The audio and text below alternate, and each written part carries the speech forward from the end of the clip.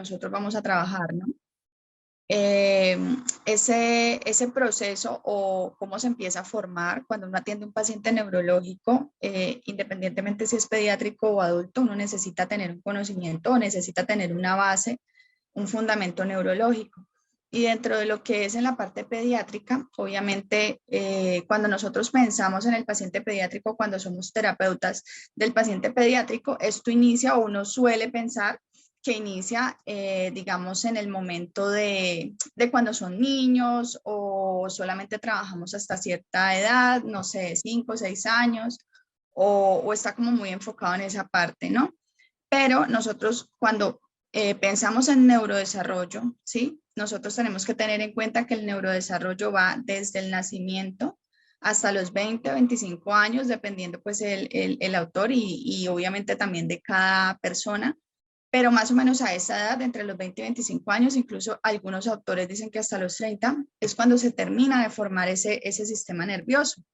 Y ese sistema nervioso empieza a formarse desde la tercera semana de gestación. Es decir, nosotros tenemos que tener como ese fundamento o esa base de lo que es todo el desarrollo de ese sistema nervioso, porque al final eso, digamos que involucra todo lo que es el neurodesarrollo, ¿no?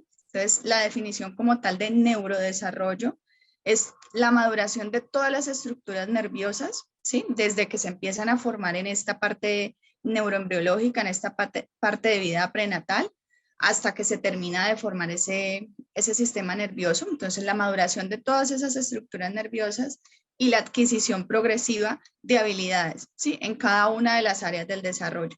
Entonces, teniendo en cuenta eso y teniendo en cuenta que esta parte de la maduración de esas estructuras y de cómo vamos alcanzando habilidades, entonces no solamente nos enfocamos o cuando decimos neurodesarrollo, no solamente estamos pensando en un bebé o en estimulación, ¿sí? Sino que esto va mucho más allá y que es un proceso que continúa incluso desde esa vida prenatal, desde infancia, niñez y adolescencia. Bueno, complementando un poquito lo que dice, ¿me están escuchando? Sí. Sí, pues de que no.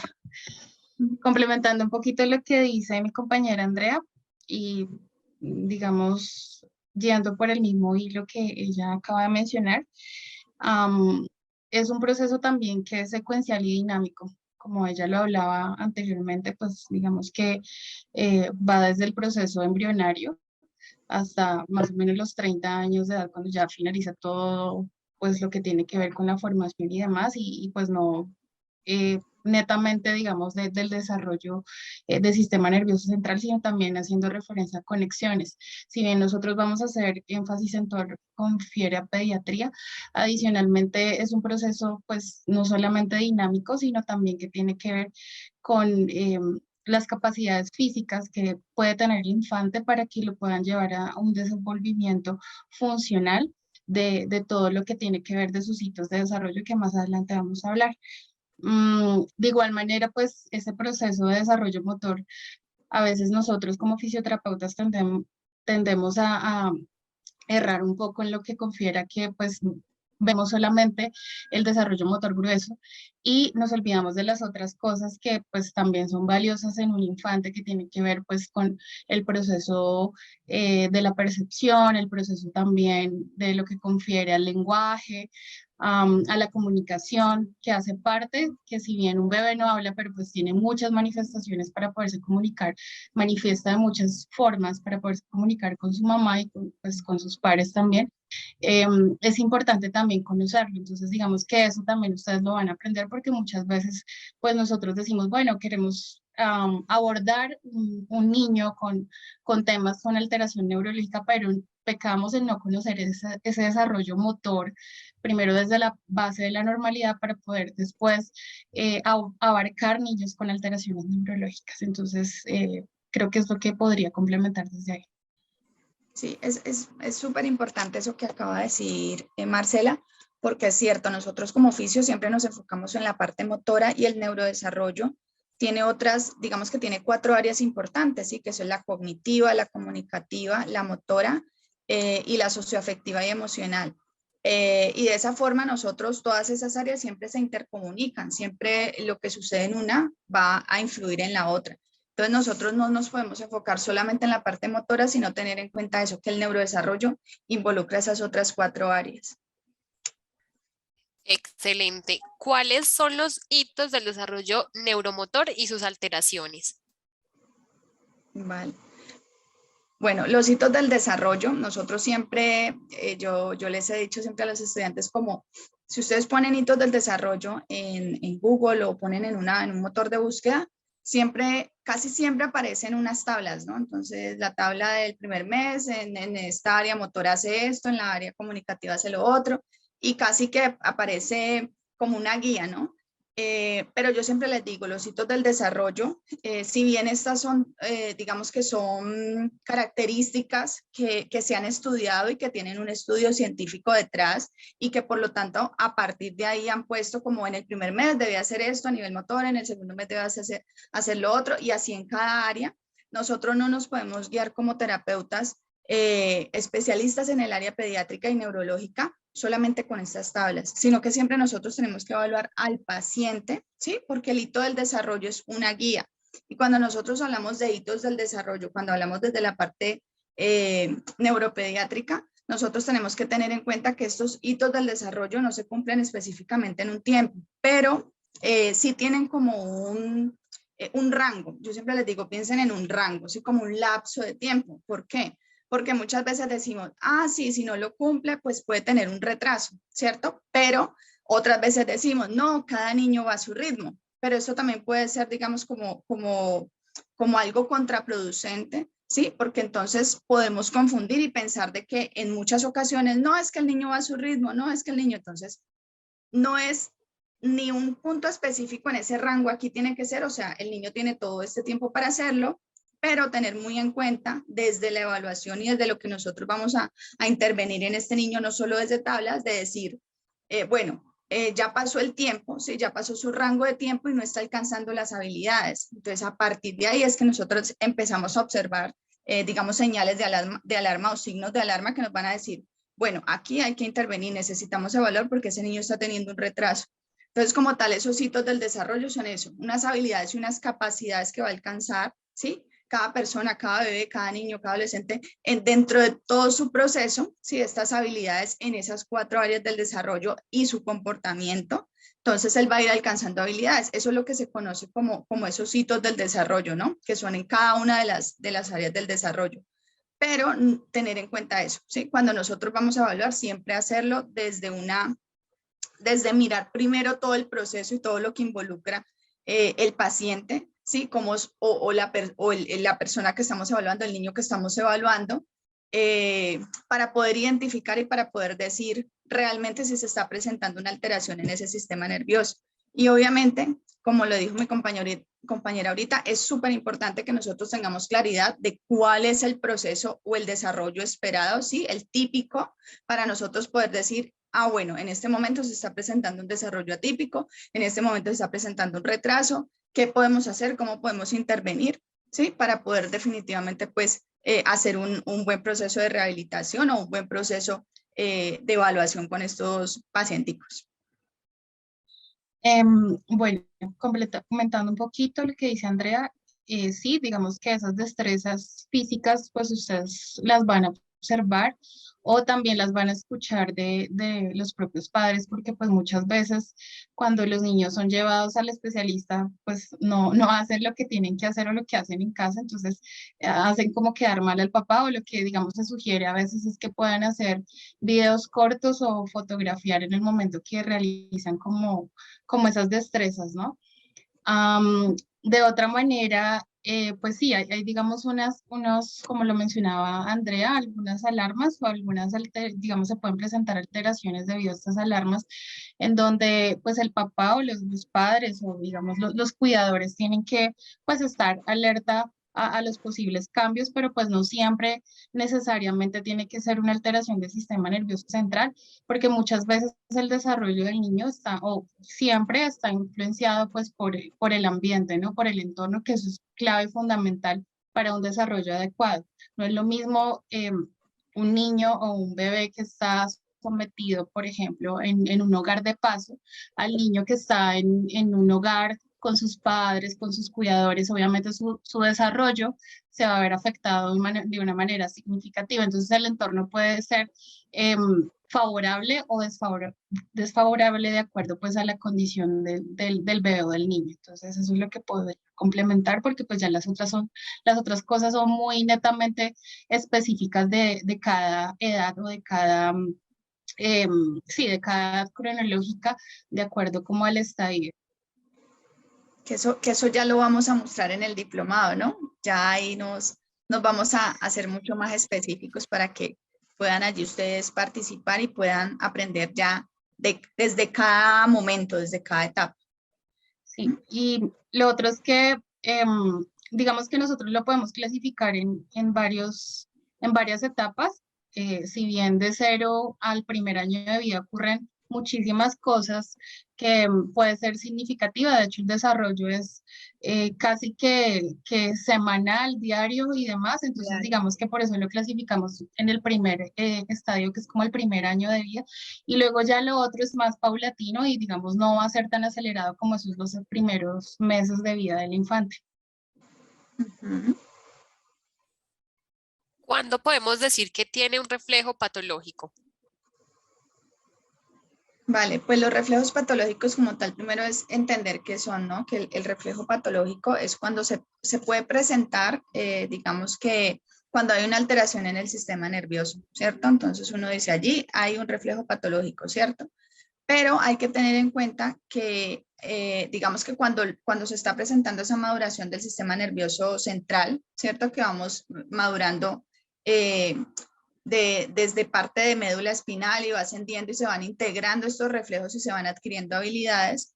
Hay muchas situaciones, para poner un ejemplo, ¿sí? El reflejo de Babinski es un reflejo que va a estar presente hasta los 2 años, pero no quiere decir que allí sea un reflejo patológico, sino que es un reflejo que el niño, digamos que todavía está en esa maduración, entonces él va integrando.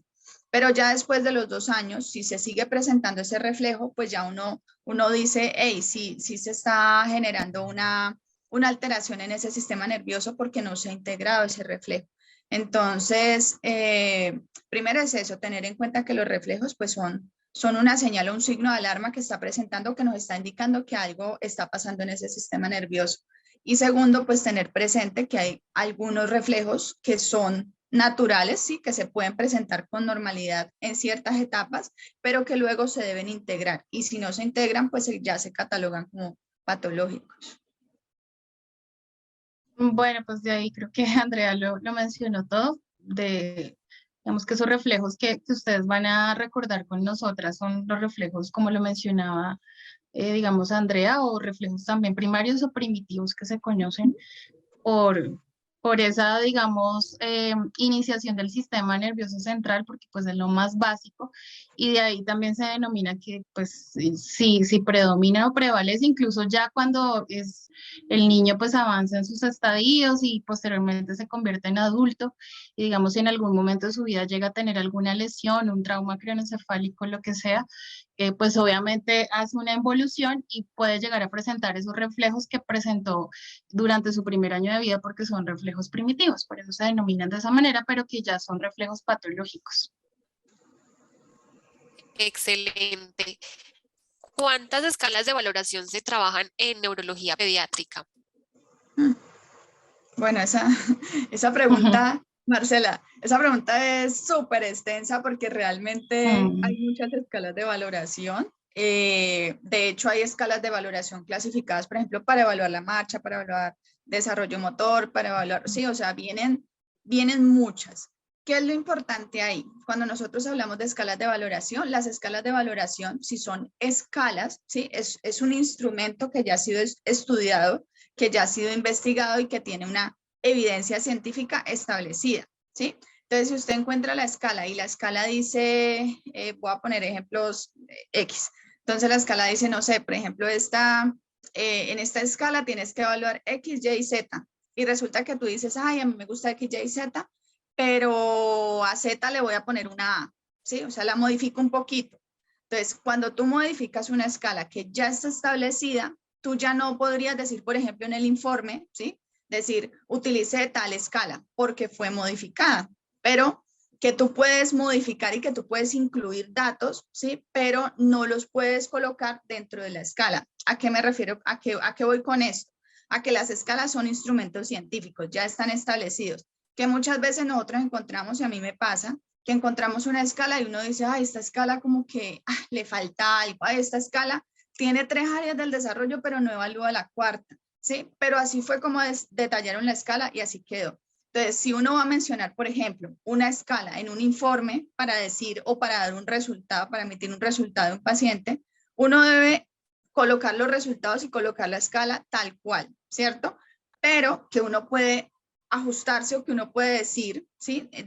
Digamos que aparte de esa escala también evalúe, y pone lo que está faltante. Esto lo menciono mucho porque suele pasar que a veces encontramos estas escalas y estas escalas son un poquito incompletas, entonces uno suele modificarlas. Pero para poder referenciar una escala como es un instrumento científico ya establecido, pues no las podemos modificar. Y con eso voy a que nosotros no nos podemos guiar solamente con escalas, por ejemplo, para hacer una evaluación, ¿sí? Lo más importante y lo que nos va a nosotros a generar un buen fundamento para hacer una evaluación es el razonamiento clínico que cada uno tiene como profesional, ¿sí? O sea, todos nosotros tenemos una capacidad para poder evaluar desde el fundamento neurológico y poder decir, ah, bueno, hago esto y esto y esto, y utilizar las escalas como una herramienta de apoyo y como una herramienta que nos va a permitir a nosotros tener una orientación y una guía, ¿sí? Entonces, esos 2 puntos me parece que son como importantes. En cuanto a las escalas, vamos a ver las escalas, digamos que más significativas o más representativas para la parte pediátrica, pero ya las vamos a detallar mucho mejor cuando estemos pues en la clase específica de lo de escalas de valoración. Bueno, yo complementando un poco, considero que aparte de lo que menciona Andrea, que tiene que ser una escala confiable desde el método científico y demás, también es importante que este tipo de instrumentos pues haya sido previamente validado y que sea en una segunda lengua, porque muchas veces las traducciones no nos da algo objetivo y a veces cambia mucho, digamos, la terminología. Entonces, lo que le sugerimos al estudiante es que, o al profesional es que puedan tener escalas a la mano donde puedan ser realmente de donde la sacaron y que sea en la lengua original, pues casi digamos la mayoría están en inglés. A veces digamos nos cuesta un poco como hacer la lectura y demás, pero es lo que mejor se va a acercar a la realidad del instrumento. Y lo otro es que lo que mencionaba la compañera es que realmente sí es un tema, digamos, es como un complemento, ¿sí? A veces nos casamos solamente con una escala y realmente, sobre todo en los bebés, en los infantes, en los niños, pues muchas veces con una escala no podemos medir muchas cosas y menos unas áreas de desarrollo que a veces podemos observar bastantes cosas. Yo creo que ahí lo importante es poder tener lo principal para hacer, digamos, procesos de valoración más que unas escalas que podamos tener una buena cámara de video y una buena, digamos, fotografías para poder ver los cambios antes y después. Obviamente las escalas van a servir para poder ser objetivos en cambios realistas que sí nos sirven, pero no siempre funciona así como con los adultos que sí tenemos como una cuantificación muy establecida. Entonces, bueno, ya las escalas como tal las verán en las clases del diplomado, como lo mencionaba la compañera. ¿Qué es el Gross Motor y Function Measure? Bueno, esa escala yo creo que la mayoría la conocemos, sí, es un sistema de clasificación para poder evaluar digamos que la parte motora, ¿sí? Esta escala se creó inicialmente, bueno, se creó específicamente para evaluar un paciente con parálisis cerebral y tiene como 5 niveles, ¿no? Donde uno va colocando, dependiendo de lo que uno observa, ¿sí? Lo va clasificando. Es muy común, es muy típica.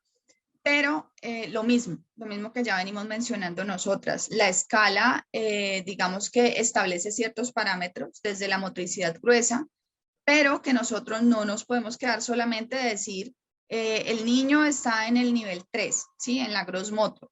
sino ir más allá, porque muchas veces ellos tienen otras capacidades, otras formas, digamos, de incluirse, otras formas de participar, otras formas de independencia, ¿sí? Que en la gross motor es como muy cerrado, ¿sí? Sin embargo, esta escala nos sirve o es muy buena porque es como muy ilustrativa. Entonces, como que nos permite a nosotros hacernos una imagen macro de lo que está presentando o de lo que es el niño en ese momento, ¿no? Además de eso, pues, es eso, se utiliza específicamente para la parálisis cerebral, pero que la parálisis cerebral es una condición muy amplia y que no solamente la podemos dejar como encasillada en esta escala, ¿no? Ujú. Y adicionalmente, pues es utilizada para clasificar la severidad de la, o digamos, el compromiso de la movilidad, ¿no? De como pues lo mencionaba Andrea, el tema apunta más a un tema de parálisis cerebral y pues ustedes saben que también la parálisis cerebral se divide como en unos niveles de complejidad de compromiso. Y pues sí, se clasifica y digamos que esta Gross Motor ya tiene un programa establecido, estandarizado, que es, si no es como tan fácil, bueno, yo imprimo las hojitas y voy a aplicarla, porque muchas veces lo que yo hago desde mi experiencia es poder utilizar algunos ítems porque tiene muchos hitos del desarrollo, digamos, hay unas cosas de acuerdo al nivel, a la edad del niño que debería estar haciendo y se da como una puntuación específica, ¿sí? Entonces, hay una Gross Motor que está como estandarizada y otra que tiene una versión más actualizada que es una con 66 ítems y la otra tiene 88. Entonces, al final te arroja como un resultado de acuerdo como al nivel que pues la compañera mencionó que habían unos niveles específicos, si tiene mucha o no tanta limitación, pero pues hay unos programas ya estadísticos donde pues obviamente es un programa bastante costoso, donde se mete toda la información y ya te arroja como un estimado. Yo sé que aquí en Bogotá la clínica Roosevelt tiene como la sistematización para poder como evaluar ya la gross motor muy bien. Y bueno, no sé, creo que en algunos otros hospitales me imagino que a nivel fuera de Latinoamérica también y demás, pero es eso, no es como, o sea, es confiable en el sentido si usted, y además que lo otro es que uno no tiene casi 3 horas en la realidad para poder hacer la valoración, ¿sí? Digamos, si uno quisiera hacerla, pues uno se demora bastante y aplicar los 88 ítems muchas veces puede ser dispendioso, no solamente por el formato, sino también porque es un niño que, digamos, cognitivamente tiene alteración, aparte el tono no facilita, bueno, muchas cosas que son factores que pues a veces no es tan fácil entrar a evaluar un niño. Sí. Perfecto. Ahora, 5 tips para la inclusión desde su experiencia que nos pueden comentar. Bueno, si quieres, empiezas. Sí, pues de pronto podemos ir mencionando uno a uno. Yo pues pensaría para un proceso de inclusión exitoso, porque bueno, si hablamos de inclusión, es importante que haya un buen grupo inter o multidisciplinario para poder llegar a cumplir los objetivos funcionales de ese niño, porque a veces los objetivos son muy clínicos y no se encaminan como a la funcionalidad. Ajá. Otro Otro, punto Andrea. importante es que nosotros aprendamos a identificar realmente qué es inclusión, ¿no? Porque muchas veces, incluso todavía, se suele confundir con integración. Integración, les doy un ejemplo, por un colegio, ¿sí? Un colegio que recibe tanto niños con discapacidad como niños sin discapacidad, ¿sí? Y tienen profesoras especialistas en discapacidad y tienen profesoras que no son especialistas en discapacidad y los reciben a todos, pero ya en el colegio los separan, entonces hay un salón de niños con discapacidad y otro salón de niños sin discapacidad. Ah, pero en el descanso ellos salen e interactúan todos, ¿sí? Pero luego vuelven a sus clases cada uno, es todo el salón de los niños con discapacidad y todo el salón de los niños sin discapacidad. Entonces, realmente ahí podemos pensar o podríamos pensar que es una inclusión, pero realmente no es una inclusión, sino que es una integración, ¿sí? Entonces, la inclusión es realmente poderle permitir que ellos siempre compartan todos los espacios, ¿sí? Independientemente de la discapacidad, es intentar que todo el entorno, que todo ese ambiente les permita a ellos participar a pesar de sus limitaciones que sean físicas, cognitivas o bueno, hacia la discapacidad que se esté presentando. Bueno, otro podría ser, bueno, de acuerdo a lo que Andrea menciona, es tener el apoyo para las clases de acuerdo a la condición que presente el niño, de acuerdo a al tipo de discapacidad. Por ejemplo, sé que hay objetos para poder, digamos, que el niño pueda ver de una manera, pues, digamos, si es un niño con visión baja, que pueda ver de una manera pues más propia, como digamos para que pueda realizar los exámenes y demás. Comunicación aumentativa, tableros de comunicación aumentativa, bueno, cosas así que pueden ayudar para que el estudiante pueda estar inmerso en las clases y que pueda aprender como debe aprender. Ajá.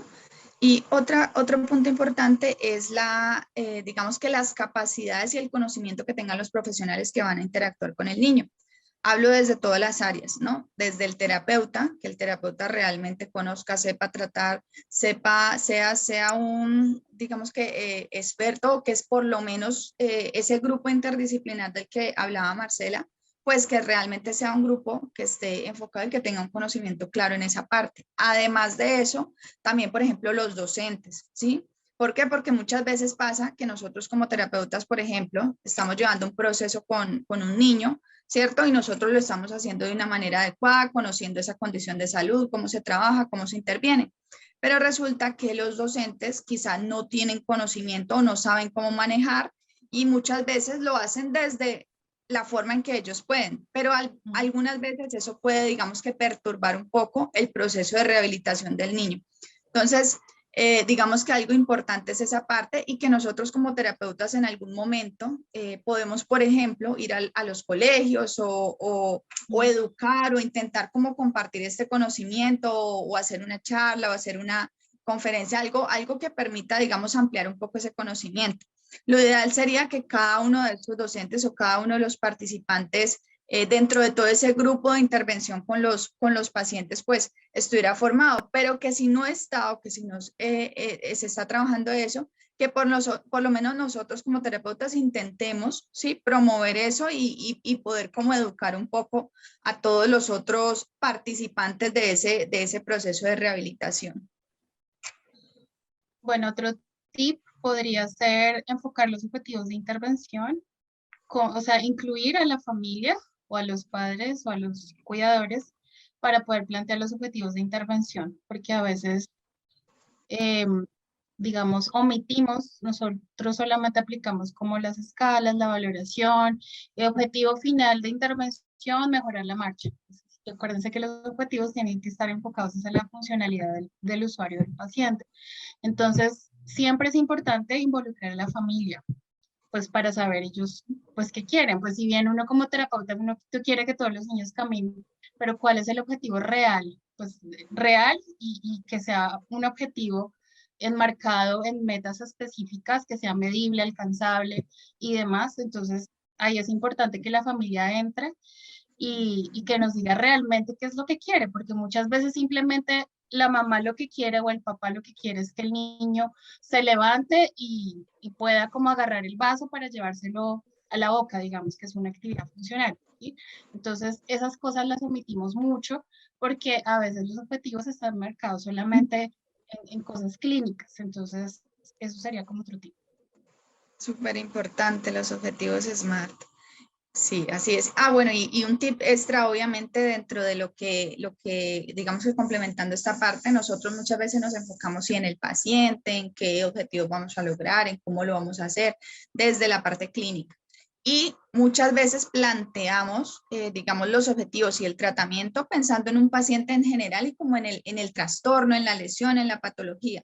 Pero nos olvidamos que nosotros estamos trabajando con niños y como son niños, nosotros tenemos que trabajar siempre desde el juego porque el juego es el rol principal de ellos, ¿sí? Entonces, no es lo mismo poner a un niño, por ejemplo, a hacer una sentadilla, a hacer repeticiones, ¿sí? Hablo de cualquier ejercicio, por ejemplo, a decirle, por ejemplo, ay, vamos a saltar como ranitas o como sapitos, que el niño va a sentir que está jugando, se va a involucrar. Nosotros también tenemos como que creernos a el cuento, meternos en la fantasía. ¿Para qué? Para que el niño desde su rol pueda hacer esa conexión y realmente se genere, digamos, que le dé un significado a la actividad y se genere el aprendizaje y logremos pues esos objetivos. Excelente estos tips, tanto Lina Marcela como Andrea. Ahora bien, ¿qué intervención se puede realizar en un niño con parálisis cerebral? Muchas. Bueno, y lo principal, bueno, digamos que el método que mencionaba Andrea del juego, pero ya digamos la técnica, pues hay muchas técnicas de intervención que van a ver en el diplomado, pues si bien es importante que tengan en cuenta que no todas las pueden aplicar porque tienen que tener las certificaciones específicas. Pero los procesos que supongo que van a ver también con Andrea van a ser encaminados desde el proceso de neurodesarrollo, ¿sí? Entonces, obviamente, digamos, neurodesarrollo pues tiene una técnica específica que es BOBAT, que ya son instrumentos y van a ver muchas cosas, implementos que utilizan en el momento de manipular al niño, sí, como pelotas, rollos y demás, pero todo enfocado desde la funcionalidad. Entonces, el método, pues obviamente siempre el juego, uno como terapeuta infantil siempre tiene que tener muchísima creatividad, Creatividad. entonces, sí, y eso nunca debe terminar. Pero, pero pues hay muchas técnicas de intervención. Yo les puedo nombrar algunas, ya ahorita Andrea les nombrará otras. Neurodesarrollo, desde neurodesarrollo, como les decía, BOAT. Yo también soy certificada en Pediasud, entonces Pediasud también es otra técnica de intervención que se utiliza para parálisis cerebral. Utilizamos también, bueno, hay otra técnica que creo que pues la van a ver como por encima o la han escuchado, que es Boita, que pues si bien hay muchas cosas que se pueden utilizar, sobre todo en los primeros estadios cronológicos del infante, en los primeros meses, donde más se van a ver como los avances. Pues no sé qué más, Andrea, podrías mencionar ahí. Bueno, no, pues dentro de todo lo que has dicho, es súper importante tener presente eso. O sea, hay muchas técnicas, hay muchos métodos. Algunas, digamos, que exigen que para aplicarlas pues tengan la certificación o la formación, pero que también, digamos que no obstante, si alguno tiene una posibilidad o si alguno tiene algún conocimiento, algo puede hacerlo aplicándolo, pero no podría mencionar, ah, estoy aplicando tal técnica, pero que uno se pueda apropiar, digamos, de ciertos conceptos o de ciertos parámetros que pueda tener para hacerlo, ¿sí? O sea, no quiere decir de que porque tú no estás certificado en BOBAT todas, entonces no puedes usarlo. No, o sea, tú lo puedes usar siempre y cuando pues lo hagas desde la parte del razonamiento, desde la parte que lo estás trabajando. Hay unas técnicas como el PediaSuite o el TeraSuite que sí son más específicas, sí, porque tienen ciertos parámetros, hay que aprender digamos que a colocar el traje terapéutico, hay que aprender ciertas cosas para poderlo usar y efectivamente para cumplir el objetivo. Y en ese caso, pues es donde se exige, hey, si tienes que estar formado o si tienes que haber estudiado para poder aplicarlo. Entonces, muchas veces nosotros nos privamos un poquito. Yo quiero, digamos que con este diplomado nos salgamos un poco como de pensar que con el paciente neurológico uno tiene que como tratarlo en una línea, ¿sí? Ya hoy en día la evidencia científica nos ha demostrado a nosotros que realmente lo que más plasticidad cerebral produce es el ejercicio, ¿sí? Y si hablamos de ejercicio en los niños es el juego. Entonces usted perfectamente puede coger un niño, ¿sí? Con parálisis cerebral y montarlo en una pelota de BOBAT y empezar a jugar, y esa forma o esa exploración de movimientos y esa libertad de movimiento que él pueda tener desde el juego le va a generar una plasticidad en todo su sistema nervioso, ¿sí? Y así mismo vamos a poder quizá ir alcanzando objetivos. Y todo esto obviamente apoyarnos con técnicas, pero sí hago mucho énfasis en esta parte, salirnos un poquito. Sucede tanto con el paciente pediátrico como con el paciente adulto. Si antes era como el paciente adulto no puede hacer ejercicio porque lo ponemos a levantar pesas y entonces se le aumenta la espasticidad. Hoy en día ya sabemos, sí, gracias a la evidencia científica, que esto es totalmente falso. Realmente lo que hace es promover y generar pues mayor neuroplasticidad, y esto lo que hace pues obviamente es que el paciente pueda, digamos que, no decir mejorar o que se vaya a curar, ¿sí? Si tiene alguna condición que ya es establecida y que está allí presente, pero que sí le va a permitir quizá ganar alcanzar otras habilidades o lograr ciertas capacidades que quizá el paciente por sí mismo o antes de no lo tenía. Entonces, permitirle esa exploración y permitir que el paciente de verdad nos vaya también guiando, ¿sí? De qué tanto puede, hacia dónde puede llegar, eso también hace un buen proceso. Obviamente siempre fundamentándolo, ¿sí? En lo que es todo el proceso de neurología, o sea, todo lo que es neurodesarrollo, cómo se da, y teniendo el conocimiento, digamos, de las técnicas o de lo que nosotros estemos manejando. No olviden que siempre pues está enfocado en la funcionalidad del paciente. Ujú. Y algo importante es que el niño sea partícipe pues, de las actividades en lo posible, ¿no? Porque, digamos, eso es lo que, como lo mencionaba Andrea, lo que va a permitir que hayan más conexiones neuronales y se abran otras vías a nivel del sistema nervioso central para hacer conexión donde de pronto antes no lo había. Y de igual manera las repeticiones. Repetir, pues nosotros hablamos de series y de repeticiones, pero digamos en un niño no funciona tanto así, pero sí está comprobado pues el feedback y el feed forward, que es lo que tiene que ver con retroalimentación y anticipación, nos puede llegar a permitir una mejor red neuronal para poder ampliar como ese conocimiento y ese nuevo conocimiento que va a permitir que el niño mejore significativamente. Ujú. Excelente. Ahora bien, para ir finalizando, ¿qué tal si nos cuentan un poco acerca de su participación en el diplomado y qué herramientas van a utilizar pues dentro de los módulos que le pertenece a cada una? Bueno, yo tengo entendido que voy a estar en el módulo de inclusión y bueno, las herramientas yo pienso que pues uno como docente y sobre todo estos retos a veces virtuales que ya hacen parte del día a día, es importante siempre pues los casos reales como herramientas fundamentales para el desarrollo de las habilidades cognitivas de los pacientes, de los estudiantes, y que puedan también participar dentro del proceso de intervención, pues de una manera, pues digamos que es un reto virtualmente, pero de todas maneras podemos incluir también, aparte de los casos, el desenvolvimiento a través, no sé, por ejemplo, que ellos en casa puedan hacer intervención con cosas que tengan y posteriormente puedan hacer algunas tomas para mostrarles en clase.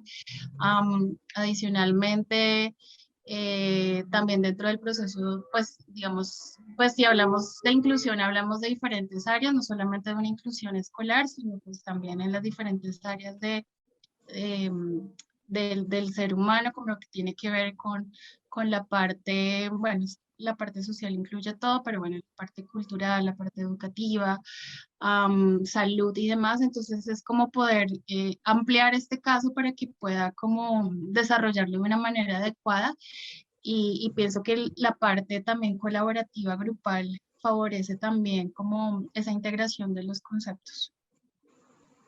Bien, bueno, yo voy a estar con ustedes hablando uno de los temas que es un poco lata, pero que intentaré que ustedes lo puedan aprender y que les quede como una margen grande de lo que es el proceso embriológico del sistema nervioso. Uno siempre dice, ay, embriología, qué pereza, eso tan difícil, no lo entendemos.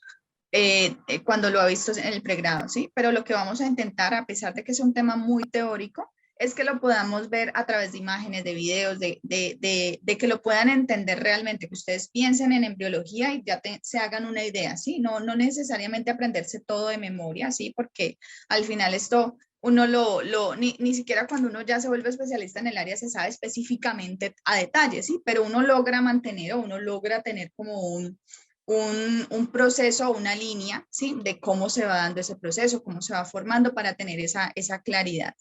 También pues vamos a hablar de toda la parte de hitos del desarrollo. Entonces, para hitos del desarrollo, a mí me parece súper importante, y yo siempre se los digo en los diplomados y en las clases, digamos que uno puede usar muchas herramientas como docente, ¿cierto? Yo puedo ponerme y coger aquí un muñeco y explicarles, pero si los estudiantes no participan, como estamos en un modo virtual, ¿sí? En un modo online, entonces a mí me gusta mucho interactuar y hacer como comunicación y hago preguntas. Entonces yo les pido muchas veces que prendan cámara, que prendan micrófonos, que interactuemos.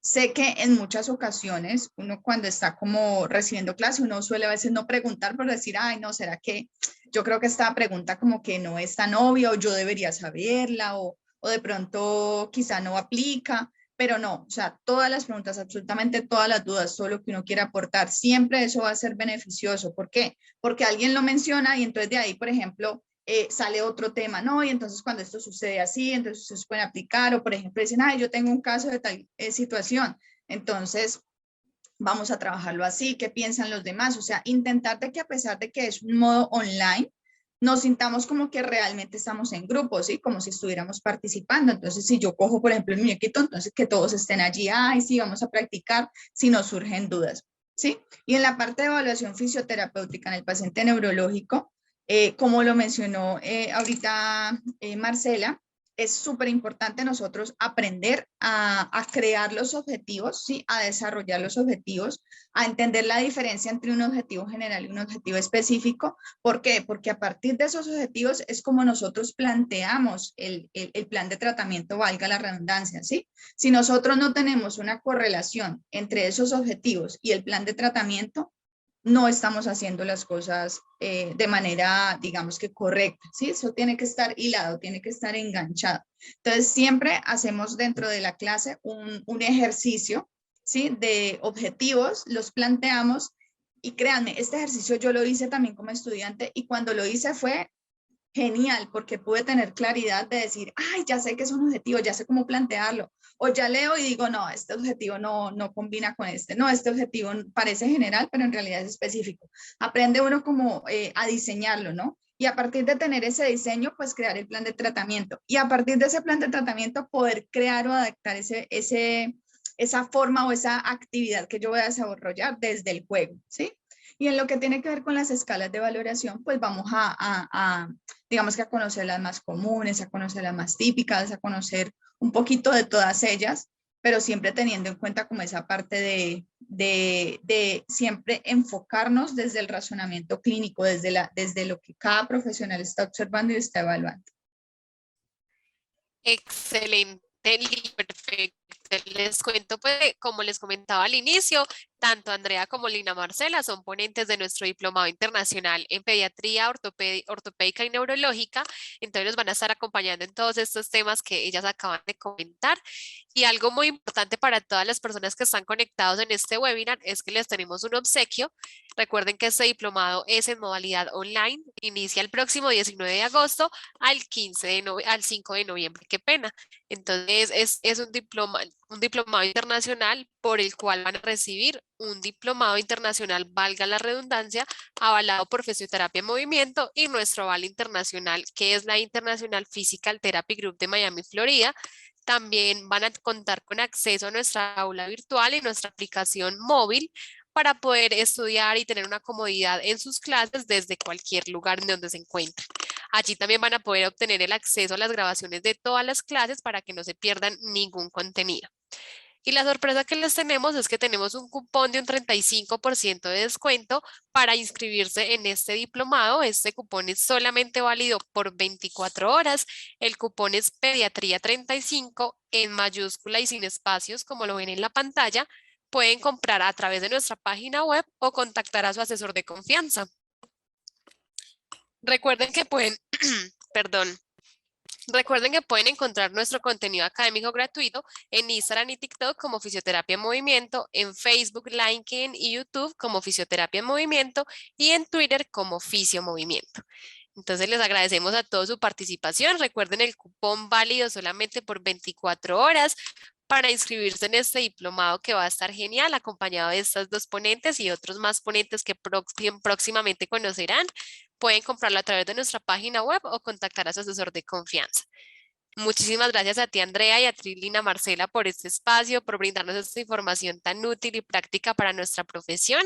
No sé si tienen de pronto algo más por agregar. No, muchísimas gracias, Juliana, a ti, muchas gracias a todos los participantes. Y bueno, los esperamos en el diplomado, que se inscriban, que contacten con Fisioterapia en Movimiento, porque de verdad que es un diplomado diferente, ¿no? Es un diplomado que está enfocado, no va a ser solo teórico, sino que ustedes van a salir con unos conocimientos, digamos que más fuertes y más, con más fundamento para poder intervenir en sus procesos de rehabilitación pediátrica. Wow, ya Andrea lo Excelente. dijo. Bienvenidos todos y bueno, esperamos verlos en el diplomado. Gracias. Perfecto. No siendo más, muchísimas gracias a ustedes nuevamente y les deseo una feliz noche. Feliz noche para todos. Gracias, Chao. feliz noche.